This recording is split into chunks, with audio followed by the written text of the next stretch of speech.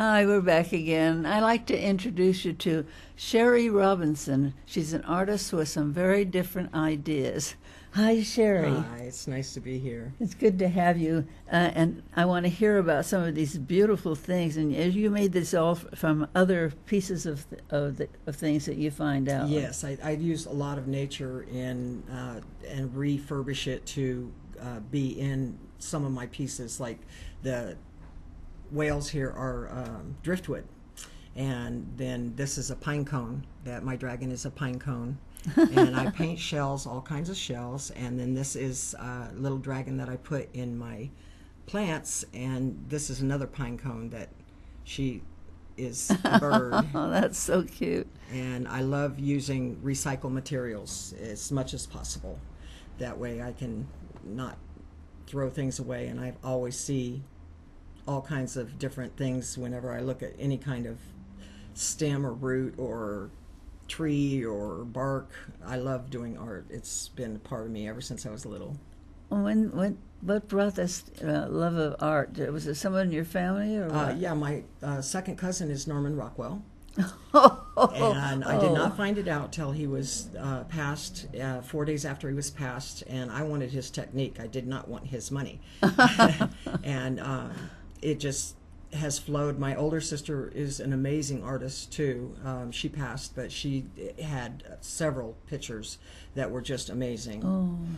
And we've been doing art. I won my first contest, national contest, when I was 16 years old. Oh my gosh, national? Yeah. Where was that? It was in Indio, California, and it was a picture of a Cherokee Indian chalk girl, which they'll show on some of the pictures that we put through. Oh, well, I want to see those when they come up. They're yeah, that's it right there. The little go up or go down. Yeah, right there to the left is a little chalk girl, and she won the second national contest in the Indio Date Festival. How which exciting! Was wonderful. Yeah, at 16 years old. So you go to a lot of festivals then, right? Yes, I've been through in Arkansas. They have the Mayfest, and it's one of this wonderful craft fair, and I won top booth at that and sold everything I had. Oh my gosh! I sold everything, but my daughter Jenny was helping me too, and Serenity, and they are wonderful at dragging people into my booth and saying, buy my mom's art too. Oh my gosh, how exciting. Yeah. I wish I had somebody like that. Oh yeah, yeah.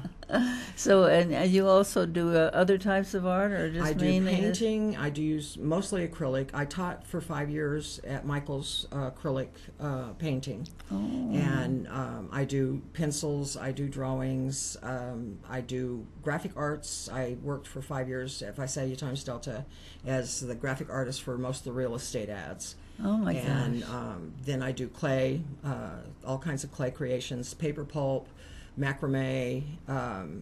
There's really not any area that I don't explore. That's so exciting. So we were saying something before we started here about the alcohol inks. Alcohol inks. Yeah, this is one of the alcohol ink tiles that I did. This is I'm just playing with alcohol inks, and they are a little difficult to work with because they are dry very quickly, but you don't lose them. You just add more alcohol, and it's just wonderful. It adheres to anything. You can put it on glass, tile, metal, and I love it. It's so much fun. And even plastic. I had found this big bag of white plastic beads and stuff at a garage sale for $1, and they were just ugly. But I did all the acrylic ink on them, and the ink, and they turned out so gorgeous. And I've never even heard of it. Yeah, it's alcohol inks, and it's. So will you just put them on with a brush, or? Yeah, you can put them on with a brush, or they have a little tip on them, and you can just use the tip itself. But if on certain ones like the green, you put the alcohol ink down and then you put a drop of alcohol and it spreads. It's just wonderful. You can explore all kinds of things on it. I get on Pinterest.com a lot, and you go on there and you see some fabulous artists on there doing huge paintings with them. Wow, that's very exciting. Now I want you to tell me a little bit how you got started in this. What made you think of doing things from nature like this? I have always, since I was little, I've always collected all kinds of acorns and seashells, and I still have a bag of seashells I collected when I was like 10 or 11, and now most of them are painted now. I've just always had that urge in me to create, and it's just been something. I was a single mama at that time with 2 girls, and I created their bedrooms separately out of a little room by putting a blockade in and painting it, you know.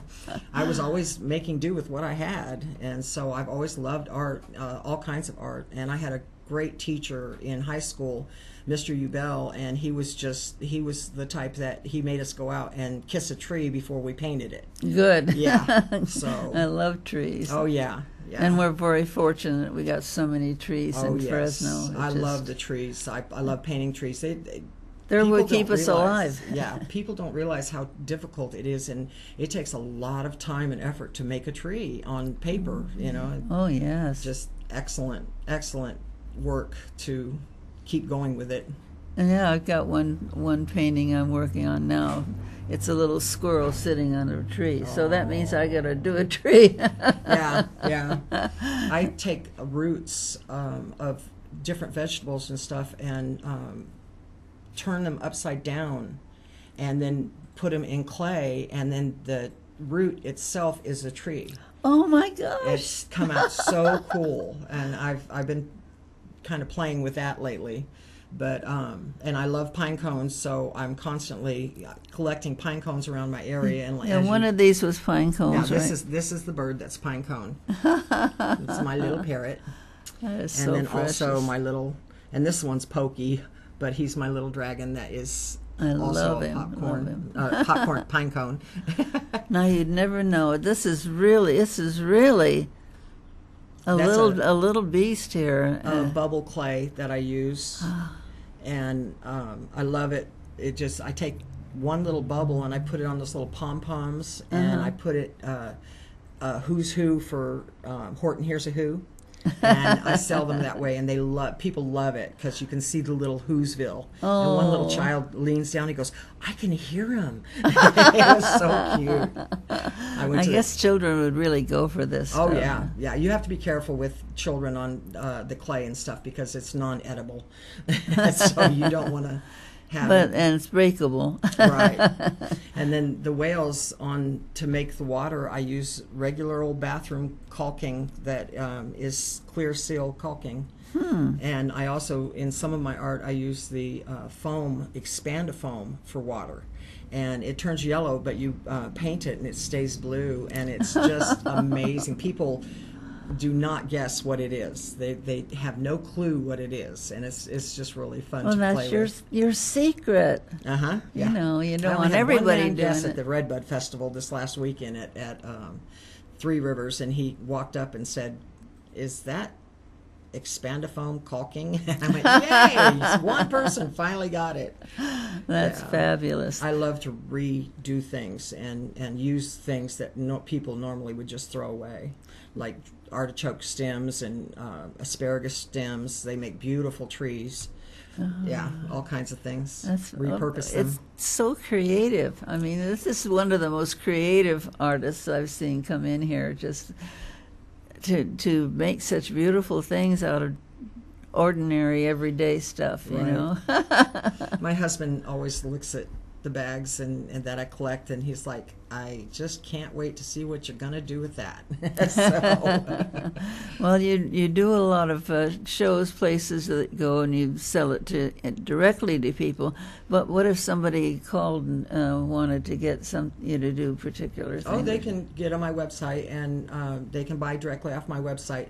I am working on my website right now, and I will have several more collections that I'm putting on there with the prices and with basically just as I create it, I'll throw it on there. That's really exciting. So what's your website? It's www.rowdysunsetart.com. Rowdy Sunset Art. Yeah. That's fantastic. Did you want to tell me a little bit about when you were younger? What kind of work did you do? Oh, I've been through so many different businesses. I've managed several different types of businesses and brought every one of them to profit. Wow. I was a toy manager at KB Toy and Hobby in Tulsa, Oklahoma. I was a manager of a grocery store and a gas station and I've motel. I've done several different things, just trying to not create, but trying to experience the things that most people take for granted. They don't really see in staying in one career. They don't see how to get through several different things. Yes. And I've loved all of the places that I've been. I did do graphic arts. Graphic art is so fast in changing, though. Everything that I learned is already outdated. Oh my but gosh. I do use everything that I still learned, but I don't really want to sit down and do graphic arts. I'd rather do my art. Well, your life is as eclectic as your art. You've just gone everywhere and done everything. Yeah, I've had a very blessed life. I've had a very good life. I've had all kinds of. Everybody always tells me I should write a book, and I'm starting it. So good. I just try to get people that are older to think about writing some things down about their life, because you grow up with these people, but when you're young you don't ever learn anything about them. You don't know who their friends were, what their background is, or anything. So the family, and the family deserves to hear about what was before them. My dad was such a character, and he did tapes, and he went all over the world. He was a fascinating man, and I love his stories, so I can still listen to him when I want to. And my daughter said yesterday when I said I was going to be on this show, and she goes, "Are you nervous?" And I said, "No." And she goes, "Well," I said, "I've been on TV several times," and she goes, "What?" That's what I mean. Yeah, she goes, "A story I haven't heard." That's great. But I was in concert choir in high school, and I was on TV then, and also I was raised in Palm Springs area, and we had like Dick Clark. It was a show every Saturday that was in the desert, and we would go to it, and he just liked skimming across me and my sisters because they were really pretty, and I danced good, so he liked that. But it just never. Storytelling to me is something that is a dying art, and like you say, we've lost so much history that's gone because the elderly does not seem to share it with the youth, and youth doesn't care anymore. They don't. Yeah.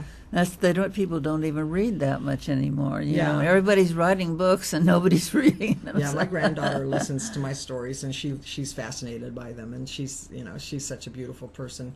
But most of and my sons too, they're very good at they've heard a lot of my stories. But I'm like Daddy.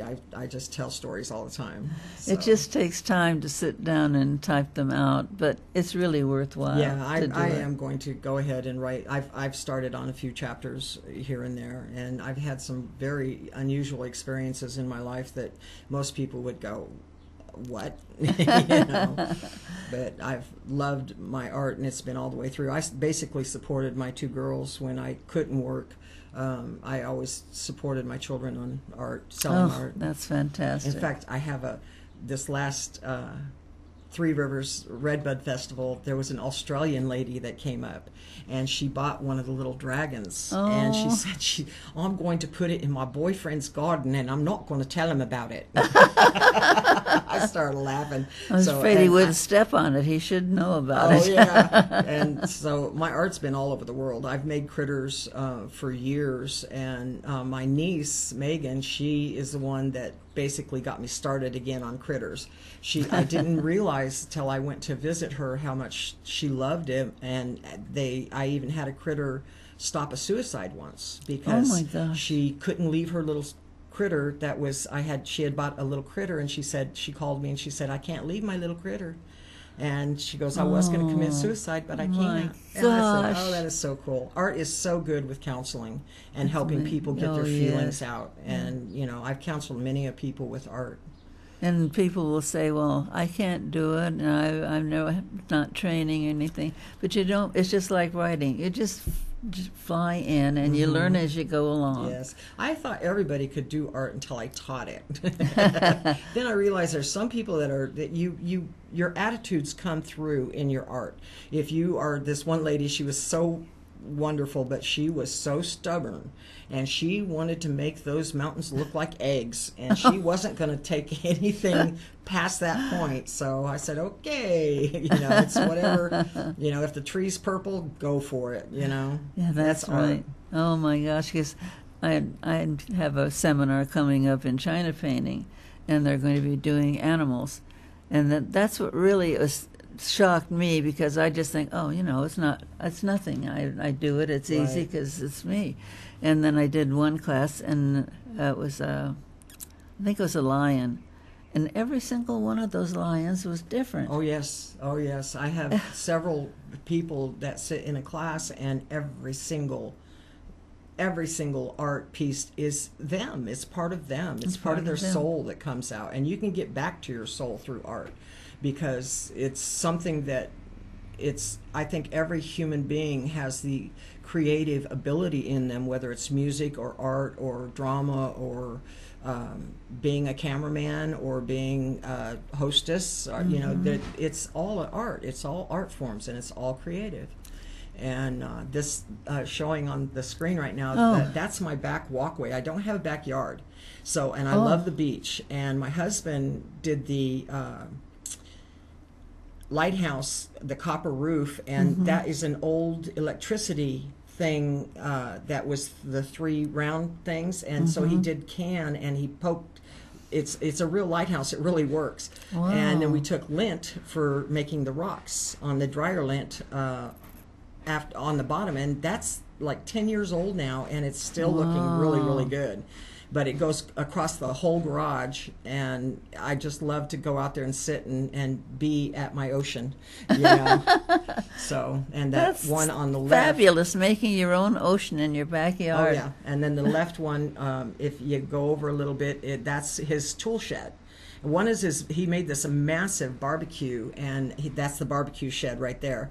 And my daughter used to live right behind me, and so she could see out her window and see the ocean. And then the tool shed is the other one with the dog. I'm not sure where it's at, but and then I painted this little boy's room. He wanted sequoias. I painted the entire room the giant sequoias. Oh my gosh! And it came out really good, and that is showing on the screen right now. And I did it all in black, and then I went across it in the browns and the greens, and it was just beautiful. It was really fun to do. It took me about 3 days to do that. Well, those trees look wonderful. I've done all kinds of murals. Yeah. I have a mural. I had a mural downtown Visalia at the Tazzeria, but he moved and it went away. But I love doing murals. I've done murals in the fence right there.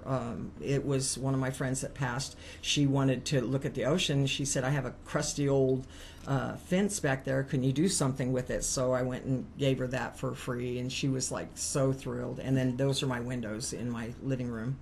Or in my kitchen. I love putting the windows up because people can't see in, they see the art, which is wonderful too. That is great. I can't get over that. Well, I got a couple of jobs for you. Okay. I have volunteered in exchange for having a new website, I have volunteered to do 2 window things in her offices. And I really say, I don't know that much about it. So windows are really interesting to do because you have to go backwards.